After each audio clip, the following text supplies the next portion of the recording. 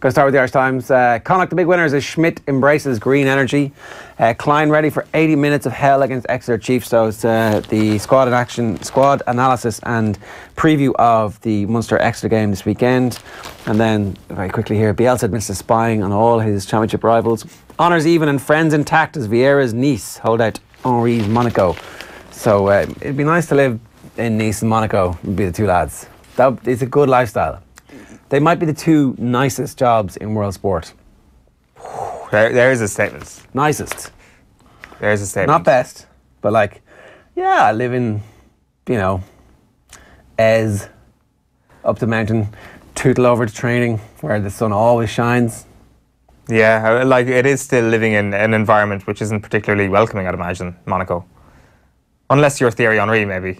What do you mean? Like, say it was you living in Monaco. There's 1,000 people who go to the games, like, boo, I'm going to go and get into my Lamborghini here. I don't really care that we lost. I'm, like, sipping on my champagne and I'm probably not getting done for drink driving because I'm driving a Lamborghini. Yeah, like, if you're living in Monaco, do you think you'd have nice neighbours? Richard Dunn could be my neighbour. Yeah, well, other than Richard Dunn is the nicest man who lives in Monaco, I suspect. Yeah. Other than that, I can't imagine that it's too much of a welcoming place. I'd say there's lots of empty apartments that people maintain the residency, Maria. There's no soul to Monaco is what I'm trying to say. Yeah, so it's live like in nice Nice. sunshine. Is there soul in Nice? Yeah, Nice is a beautiful, massive, when were you in proper Nice? city. I've been to Nice loads. Right, okay. Well-travelled man. Well, no, not really. I just go to Nice. Like, I got engaged out the road from Nice. All right, congratulations. Thanks very much. It was a while ago.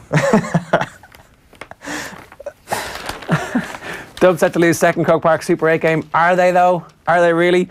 Donegal motion to next month's GA Congress could force change of fixture scheduling. We'll talk about this a little bit later on. Sexton on course to face England in opener. I mean, he's on course to face them. Does that mean you pick him? I'd say I'm like the only person in the world who thinks that. Yes, you are. At this point, get on board. That's. Can I just have a word? I wouldn't like to see Joe Schmidt make that face in the middle of training. Yeah. That's the change rooms that way, lads. Schmidt Six Nations call-up show Japan tickets up for grabs. Chasing the dub, Shane Walsh says Galway will tweak tactics to progress after they came in for a lot of criticism last year. Class acts, Sigerson wins for UCC, Corny Willerty, last four decided. Andy Reid on O'Neill. Nobody in Nottingham gets sick of Clough stories. Well, that's good because they're about to get a load. And Apple's Jade is set for Leopardstown but is a doubt for the champion hurdle. Accidentally showed you the front of the Times there. I apologise for bringing some bad news to your lives. Carty given shock call-up by Schmidt. This is it. 3 uncapped Connacht players have been named in Joe Schmidt's squad and last Guinness Six Nations squad. Caelan Blade, the scrum half. Did we get to Quaylen? Did we get a fine? Because I heard Richie last night was going with Quaylen, which is what it looks like to me. You just went with Caelan though. Yeah. So you've obviously backed. Tommy saying Keelan. Quaylen Blade, the scrum half, Jack Carty, the fly half, and Tom Farrell, the centre, all included in the 38-man squad. How many do we bring to the World Cup? Is it 38 as well? I think it's 33. Ooh, I think it's a smaller squad again by a few, yeah. This is a preview from the Racing Post ahead of the Andy Murray's Conqueror is up against Batusta Agut. No, Batusta Agut was Andy Murray's Conqueror. Sorry, is up against Kachanov, the 22-year-old. Big one. Saying they're going to win. And then death of Jardine work rider Galpin in Gallop's tragedy. So Natasha Galpin, a work rider with Ian Jardine, has died following an accident on the Ebor winning trainers Gallops at Carrutherstown in Scotland at the age of just 22. A timely reminder that everybody involved in racing are just moments away from tragedy. It's an incredible sport, really. Anyway. The Herald's lead with Damien Duff saying that Celtic are the only club I'd leave Ireland for, and Unai Emery said he wants friction among Arsenal players. He's not too afraid of infighting if that were to happen at Arsenal. Infighting maybe is a little bit strong, but he likes the edge that's been shown within the Arsenal dressing room.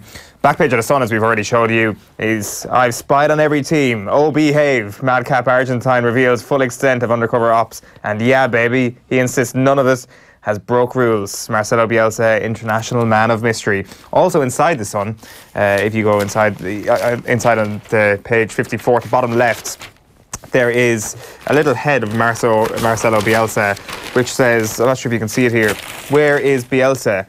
Leeds boss has admitted spying on rivals in the championship. His eyes are everywhere. check out the rest of today's Sunsport pages.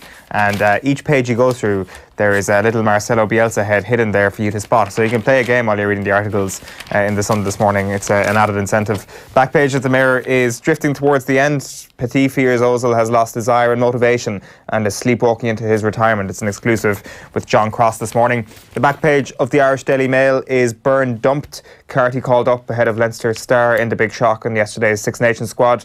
And I spy on you all, admits Leeds boss Bielsa. We should stress again that it is Marcelo Bielsa's interpreter who's actually telling us all of this. But I really hope Bielsa has said something entirely different and the interpreter is actually just taking it upon himself to make this story absolutely gigantic.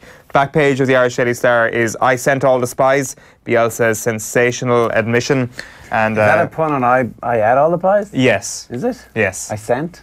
Yeah, I like once the Sun hoovered up all the spy jokes, the rest of the newspapers are kind of left picking up scraps. Yeah. I sent all the spies though. It's a pretty good one when everything else has been taken.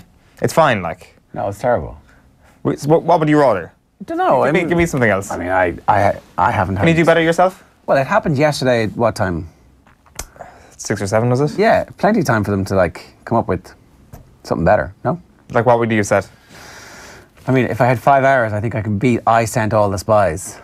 Bielsa, I spied on everyone, says the back of The Guardian. Leeds manager admits sending staff in secret to watch opponents' training, but I did not have bad intentions. We've also got this story here by Sean Ingle. Varnish loses critical employment case against British cycling. So Jess Varnish, the former Great Britain track cyclist, she's lost that employment case that she was taking against British cycling UK sport, which had threatened to overhaul funding for Olympic athletes. So the legal proceedings have been going on for quite some time at this point, since about 2016, but she's lost the case. Her case was essentially that because she gets a grant to cycle, she is an employee of British Cycling, and they said, no, you're getting a grant from the lottery, so it's the same as a student grant, and we don't have to give you sick pay, we don't have to give you a pension, we don't have to do any of that other stuff. And so you can see both sides from a legal perspective.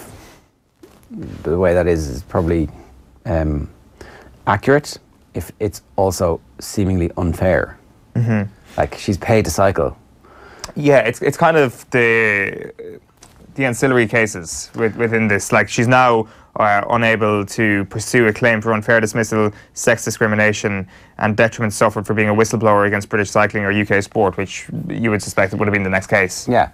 Now, maybe all of the other athletes should decide that they're not going to go ahead and represent their country unless they are given the protections of being an employee, because ultimately this is a charter for all of the NGBs to treat those individuals really abominably and do what the hell they want and be completely outside of employment law.